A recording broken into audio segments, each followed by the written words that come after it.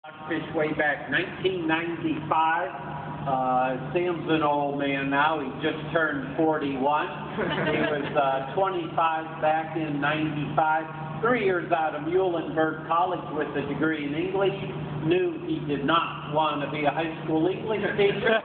Traveled around the country trying to figure out what to do with his life. And a couple of the places he worked at were brew pubs, and he thought, gee, wouldn't it be fun to open his own brew pub one day?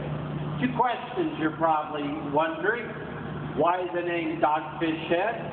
Secondly, why are we in Butt Scratch, Delaware? To the first, Sam's mom and dad still have their summer home outside Boothbay Harbor, Maine, and there's a bit of land there called Dogfish Head. Secondly, why Butt Scratch? His high school sweetheart, Mariah, is from the area, and after he finished his voyage of discovery, he came back and popped the question. Back in 95, Sam had spent most of his $30,000 getting the restaurant started. He had so little money left over, this is all he could afford as a brewery. Made by Safco, makes a whopping 10 gallons of beer, takes $6.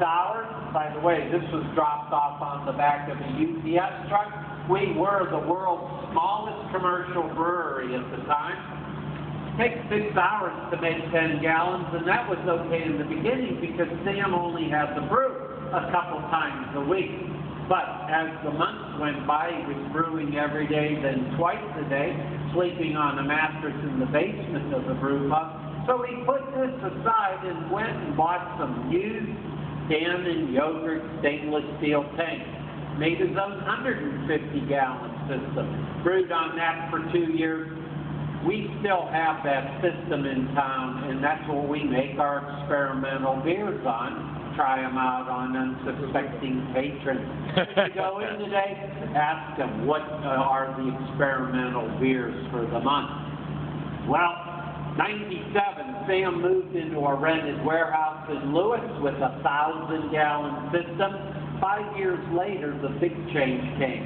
This abandoned cannery came on the market in '02, and Sam and Mariah purchased a 1,500-gallon system we used until 3 years ago. Sold that to Russian River, San Francisco. Some of you have heard of Chiruzza's brewery. We bought a 3,000-gallon system then, and we've been ramping up production over the last 3 years.